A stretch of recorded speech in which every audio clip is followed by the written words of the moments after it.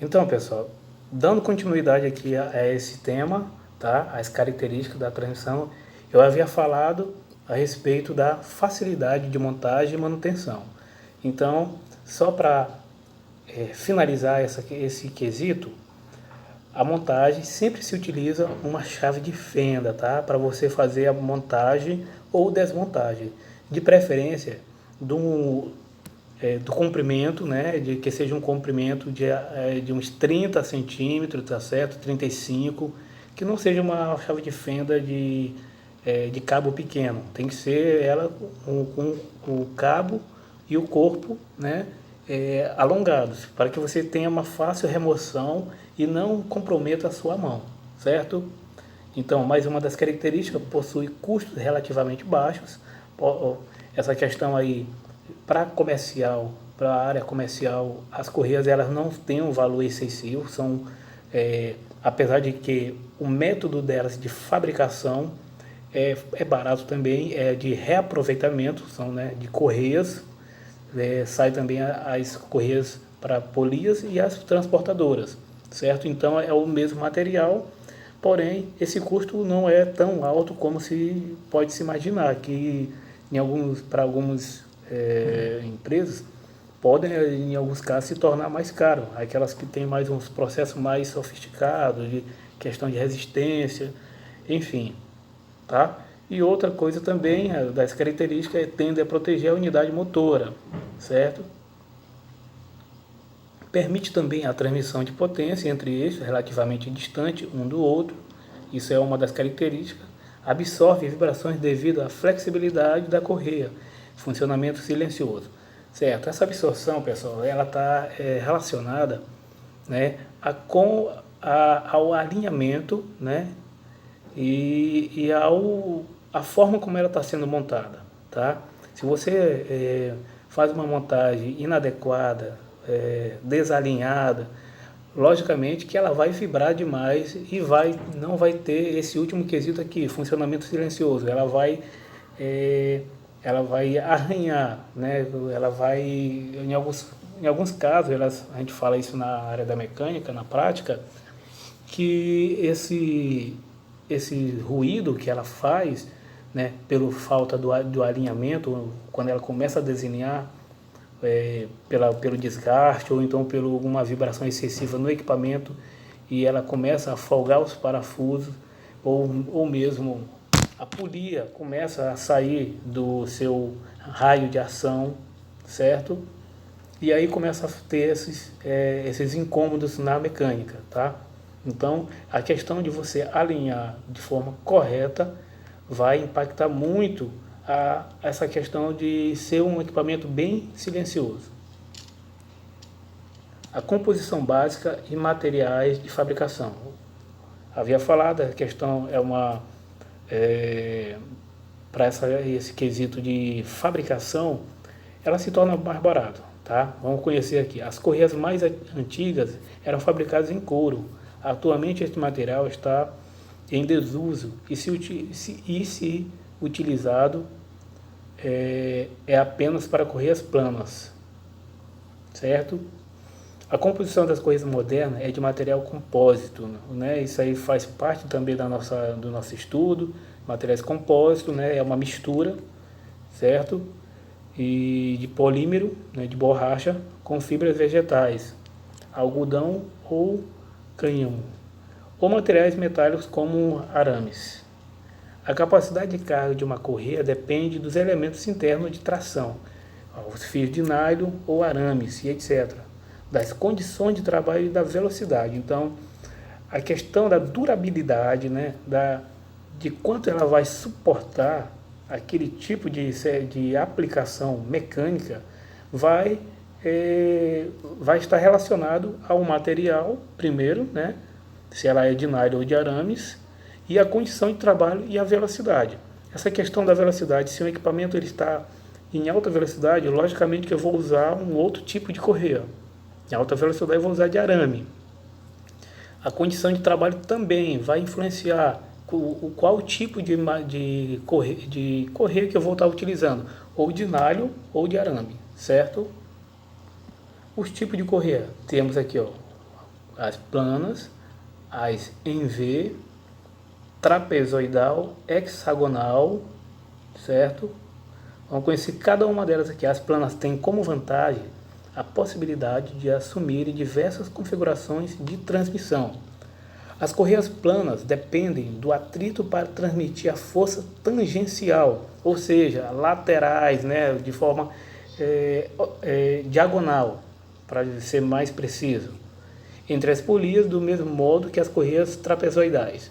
No entanto, as planas levam desvantagens com relação às trapezoidais, pois escorregam bem mais, são mais sujeitas a perda de atrito pela poeira, óleo e umidade. Então, essas aí são umas pequenas desvantagens, mas que elas têm uma boa aceitação na área da mecânica, né? Na indústria, certo? As planas. Correias planas, tá? Vamos só deixar bem claro aqui, essas correias planas podem ser utilizadas em árvores paralelas ou reversas. Aqui é um modelo de como essas paralelas, né? Correias, aqui, suponhamos aqui do nosso lado esquerdo, que temos aqui um motor, tá? Do lado aqui, onde tem esse nome aqui paralelo, seria o motor, tá? E aqui acoplado ao eixo. E lá no a polia menor, esta aqui, onde eu deixei bem claro, frisei, é onde está saindo a força, certo? Onde está sendo aplicado o acionamento, para acionar algum equipamento ou qualquer outro tipo de dispositivo mecânico. E as reversas, pessoal, reversas é que ela está, para vocês terem uma ideia, ela está tipo dobrada, tá? A polia aqui num eixo, ela está fazendo uma aplicação motora, a maior, perdão, aqui essa maior aqui do lado direito, ela é a motora, e a saída aqui, ela dobrou um pouquinho, que é a posição dela, então a gente chama ela de reverso, tá? Só para vocês entenderem. Então vamos lá. Em V, devido ao seu desenho em V, essas correias são dimensionadas de forma a ocuparem espaços compactos, permitindo assim uma maior flexibilidade em seu uso, com fácil adaptação em ambientes pequenos. Além disso, podem ser encontradas em qualquer tamanho, o que não acontece com as demais correias. Sua instalação é prática, facilitando sua aplicação em motores com finalidades diversas, sempre resistindo às cargas mecânicas. Então, se você for utilizar, for fazer uma cotação, vamos dizer assim, para compra em uma empresa, um exemplo, se você é um empresário e quer fazer uma aquisição de certo tipo de correia para seus equipamentos de rotativos, a mais bem aceita essa em V, tá? Por conta dessas suas facilidades e suas vantagens na sua aplicação. A instalação é prática, facilitando sua aplicação em motores com finalidades diversas, sempre resistindo às cargas mecânicas. Então, geralmente, até na área mesmo onde eu mesmo trabalho, se utiliza esse tipo de correia em V, tá? As correias em V industriais são muito usadas em equipamentos que fazem parte do cotidiano, como automóveis, elevadores e outros motores que não exigem grandes espaços para seu correto funcionamento. Então, o que eu havia falado até agora há pouco, a respeito da área de trabalho, é o que está sendo concretizado aqui, tá? Vamos lá, a trapezoidal. Essas correias aqui, pessoal, as trapezoidais, são muito utilizadas, pois além do seu baixo custo, baixo ruído, também tem a vantagem de, no caso de transmissão por correias múltiplas, de ocorrer o rompimento de uma das correias, a substituição não precisa ser imediata. Ou seja, se é uma correia múltipla, trapezoidal, ela está fazendo a sua função normal no equipamento. Se a correia de cima ela quebrar, tem as outras que ainda vão suportar. Porém, isso não exume ou mesmo ausenta a funcionalidade daquela que quebrou. Ela vai segurar por um certo período até que você faça a manutenção para repor aquela que foi rompida, certo?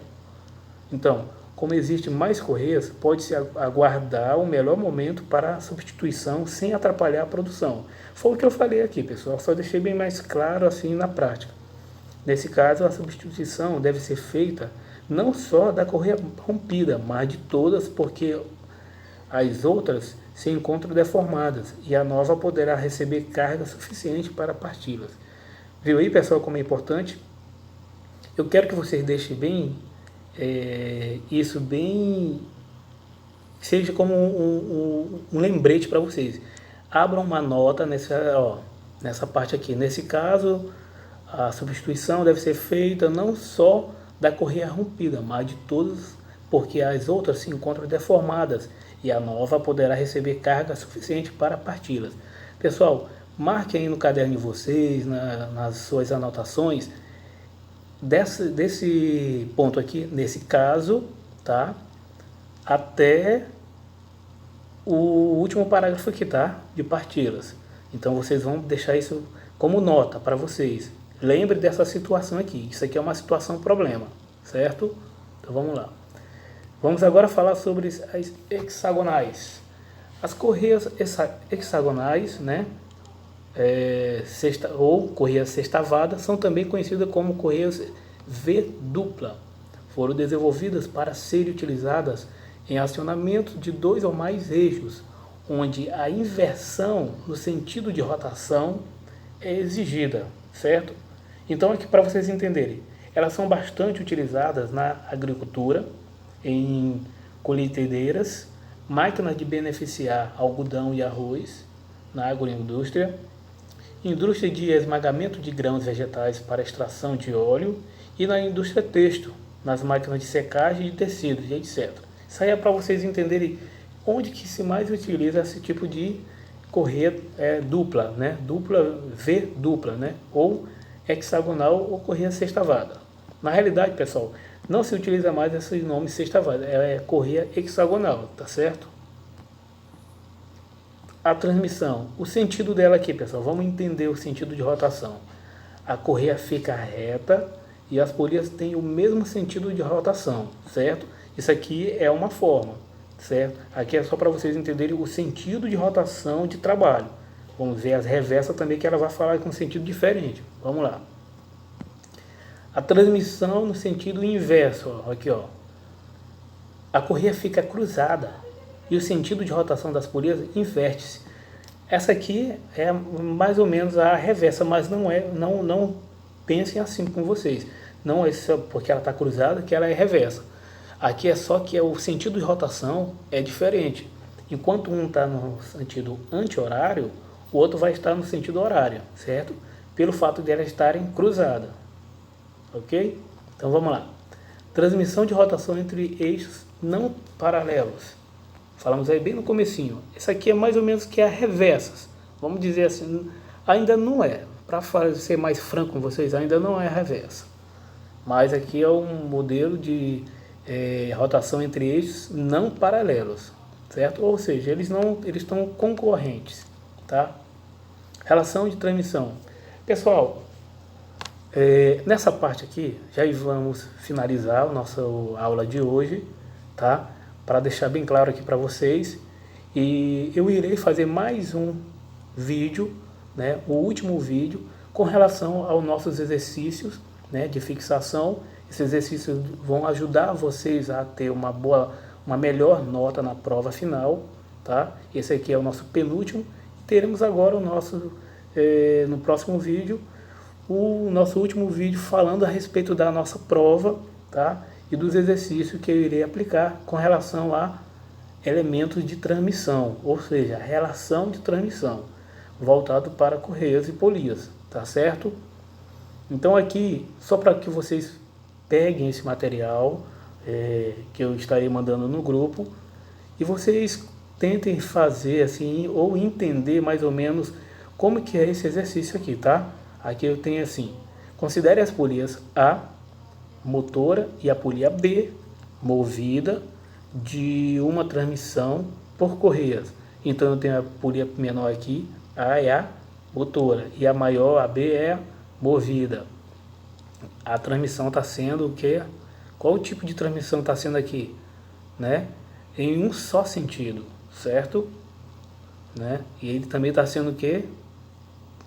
Olhando de frente, se você olhar em outra vista, né, lateral, ele vai ser paralelo, mas aqui estamos olhando de frente, certo? Os raios das polias são, respectivamente, o raio menor, que é da polia motora A, 5 mm, e o raio da polia maior é 15 mm, conforme a figura abaixo. Sabendo que a rotação da polia motora N, né, que é o número de rotação, esse Nzinho é o número de rotação, é 800 RPM, ou seja, essa polia menor ela está em uma velocidade de 800 rotação por minuto, certo? E o que ele está pedindo? Calcular respectivamente a relação de transmissão, certo? RT e a rotação da polia movida, né? Então, aqui esse enunciado dessa questão é só para vocês entenderem, né? Saber como se lê esse enunciado aqui, essa atividade.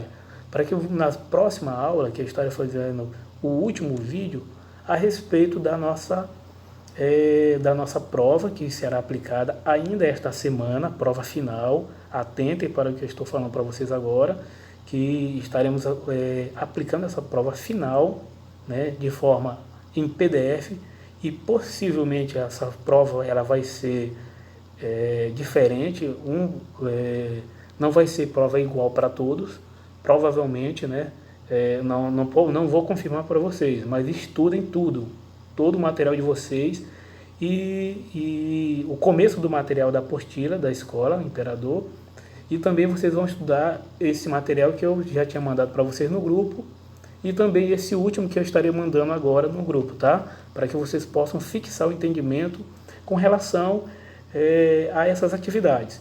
A primeira da resistência do material de metais, e essa última atividade aqui com relação à relação de transmissão, que isso é muito importante na área da mecânica, viu, pessoal?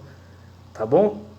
Peço a todos que deem uma boa revisada nesse vídeo e nessas atividades, que eu estarei explicando como resolvê-la e a fórmula para que vocês possam chegar ao resultado, tá certo? A como achar essa relação de transmissão, certo? Eu agradeço a todos pela atenção, tenham todos uma boa noite e fiquem todos com Deus.